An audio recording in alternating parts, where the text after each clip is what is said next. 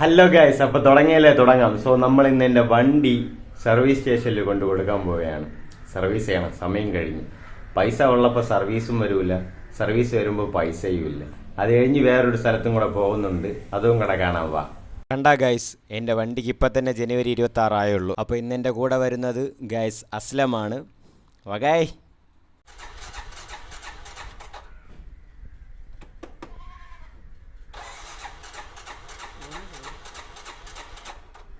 പോണ വഴി SS മൊബൈൽസിൽ നിന്ന് 2 കോപ്പി എടുത്തു, ഒരാവശ്യമുണ്ടേ. ഇതാണ് ആഴാകുളം ജംഗ്ഷൻ. ഞാൻ എന്തിൻ്റെ ഇവിടെ നിൽക്കണമെന്ന് ചോദിച്ചാൽ അസ്ലം പെട്രോൾ അടിക്കാൻ പോയിരിക്കണം, ഇപ്പോൾ വരും. അപ്പോൾ ഗൈസ്, ഞാനും അസ്ലവും 2 വണ്ടിയിലായിട്ട് TVS മുട്ടത്തറ സർവീസ് സെൻറ്ററിൽ എത്തിയിട്ടുണ്ട്. ഇതാണ് സർവീസ് സെൻറ്റർ. ഗൈസ്, അങ്ങനെ സർവീസ് തേഞ്ഞു. സർവീസിന് പോയപ്പം അപ്പോയിൻമെൻറ്റ് ചെയ്യണമെന്ന് പറഞ്ഞു. അപ്പം മുമ്പ് ഞാൻ അപ്പോയിൻമെൻറ്റ് എടുക്കാതെ തന്നെയാണ് പോയി ചെയ്തിട്ടുള്ളത്. ആ ഒരു വിശ്വാസത്തിൽ പോയപ്പോൾ അവർ പറയണം അപ്പോയിൻമെൻറ്റ് ഇപ്പോൾ വേണമെന്ന്.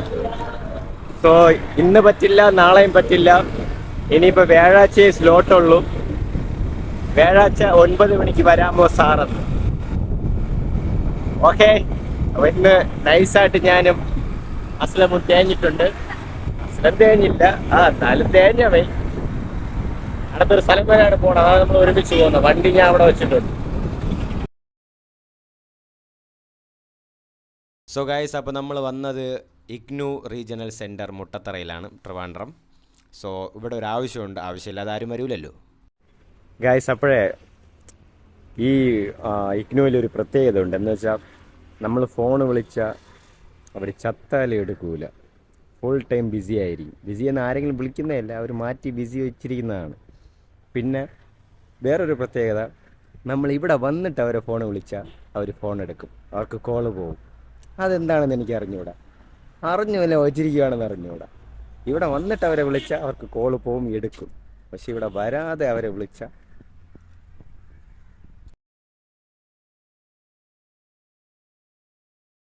ഗൈസ്, ഇവിടെ കോൺവക്കേഷന് വന്നിട്ട്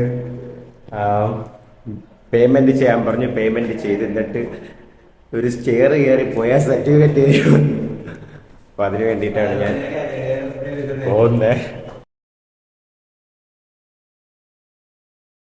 അപ്പോൾ ഞാൻ വിചാരിച്ചത്, ആഗ്രഹിച്ചതൊക്കെ വേറെയാണ്. ഞാൻ വിചാരിച്ച് മറ്റേ കോട്ടൊക്കെ ഇട്ട് വന്ന് പേരൊക്കെ വിളിച്ച് വലിയൊരു സ്റ്റേജിൽ ഗ്രാജുവേഷൻ ഇങ്ങനെ നടത്തി കൊണ്ടുവന്ന് പിന്നെ മറ്റേ ഒന്നുകൂടെ സർട്ടിഫിക്കറ്റ് തന്ന്, അങ്ങനെയല്ലേ.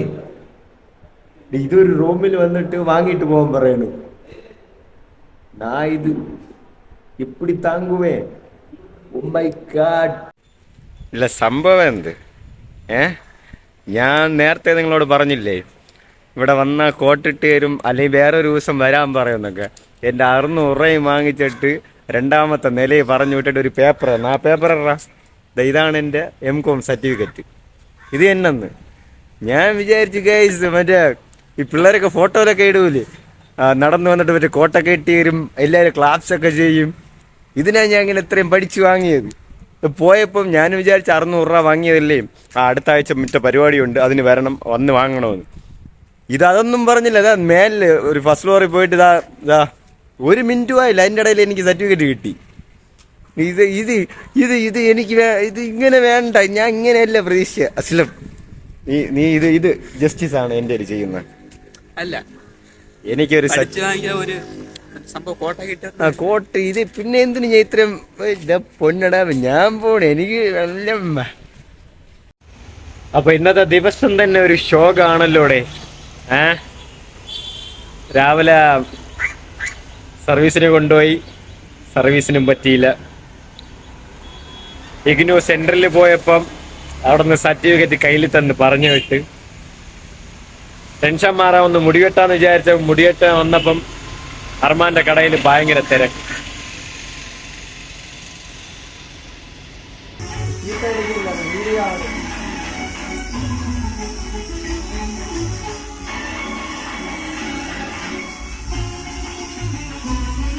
കറക്കിയും തിരിഞ്ഞും മറിഞ്ഞും നോക്കിയിട്ടും ഒരു മെനയും കിട്ടുന്നില്ലല്ലോടെ.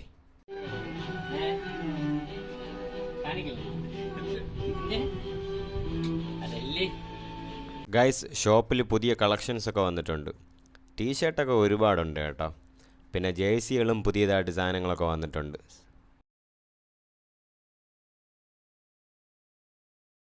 ഗൈസ്, അങ്ങനെ ഞാൻ മുടിയൊക്കെ വെട്ടി വീട്ടിൽ പോയി ഫുഡൊക്കെ കഴിച്ചിട്ട് എന്നെ രാവിലെ എൻ്റെ കൂടെ വണ്ടി സർവീസിന് വരാമെന്ന് പറഞ്ഞ് പറ്റിച്ച സഹീറിനെ തിരക്കി വന്നതാണ്. ഇപ്പോൾ ഞാൻ അവനെ കാണിച്ചു തരാം.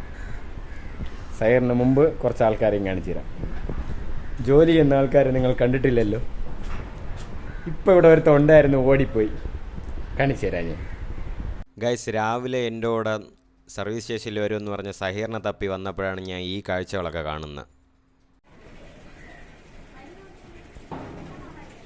ഗൈസ്, ടൗൺഷിപ്പിൽ ഏത് വീട്ടിൽ പെയിൻ്റ് അടിക്കണോ യവന്മാർ പ്രൊഫഷണലായിട്ട് അടിച്ചു തരും. അംബാനീൻ്റെയിലുള്ള പൈസ പോലും യവന്മാരുടെ ഇല്ല.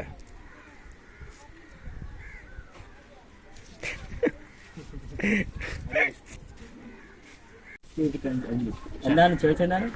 400 സ്ക്വയർ ഫീറ്റ് വീട്ടിൽ അടിക്കാനായിട്ട് എത്ര? ഒരു സ്ക്വയർ ഫീറ്റിന്റെ 15 രൂപയാണ് നമ്മൾ ചാർജ് ചെയ്യുന്നത്. അതിനനുസരിച്ച് ഒരു സ്ക്വയർ ഫീറ്റിനനുസരിച്ച് പൈസ കാണും. എത്ര സ്ക്വയർ ഫീറ്റ് കാണോ ഒരു വീട്, അതിനനുസരിച്ചായിരിക്കും പൈസ. ടൗൺഷിപ്പിൽ മാത്രമേ പെയിന്റ് അടിക്കാറുള്ളൂ? ഇല്ല, നമ്മൾ പുറത്തേക്ക് പോകാറുണ്ട്. നമ്മളെ ഇന്റർനാഷണൽ സിറ്റി പരിപാടിയൊക്കെ എടുക്കാം. നിങ്ങളെ കോൺടാക്ട് നമ്പർ ഇതിൽ ഞാൻ കൊടുക്കട്ടല്ലോ അല്ലേ? കൊടുക്കാം, ധൈര്യമായിട്ട് കൊടുക്കാം. എന്ത് പണിയുണ്ടെങ്കിലും വിളിക്കാം. വിശ്വസ്തോടെ എന്ത് പണിയുണ്ടെങ്കിൽ ഇതുപോലെ പെയിന്റ് പണി വിശ്വസ്തോടെ നമ്മൾ വരും.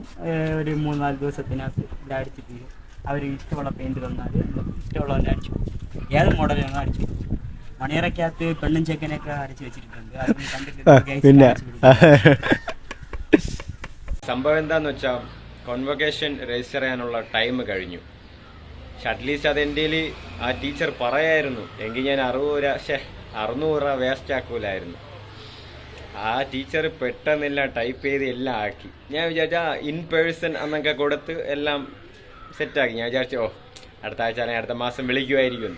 ഓക്കെ, ഇപ്പോൾ ഫസ്റ്റ് ഫ്ലോറിൽ ഇപ്പോൾ സർട്ടിഫിക്കറ്റ് തരുമെന്ന്. അറ്റ്ലീസ്റ്റ് ആ സർട്ടിഫിക്കറ്റ് ഒരു കവറിൽ, അല്ലെങ്കിൽ നമ്മളെ ഈ കേരള യൂണിവേഴ്സിറ്റിയിൽ നിന്ന് BCom കിട്ടുമല്ലോ സർട്ടിഫിക്കറ്റ്, അതിൻ്റെ ഒരു റൗണ്ട് കവർ, ഒരു റൗണ്ട് ബൈൻഡ്, അതുപോലെ എന്തെങ്കിലും തന്നെങ്കിലും പിന്നെ ഓക്കെ. ചുമ്മാ ഒരു പേപ്പർ തന്നിട്ട് ഓക്കേടാ നിൻ്റെ സർട്ടിഫിക്കറ്റ് ഇതാണ് പോകുമെന്ന് പറഞ്ഞു. പിന്നെ വല്ലാണ്ടങ്ങ് ഇന്നത്തെ ദിവസം. അടുത്ത വീഡിയോയിൽ വരാം ഗൈസ്. അതെ, ഇനി നടക്കും.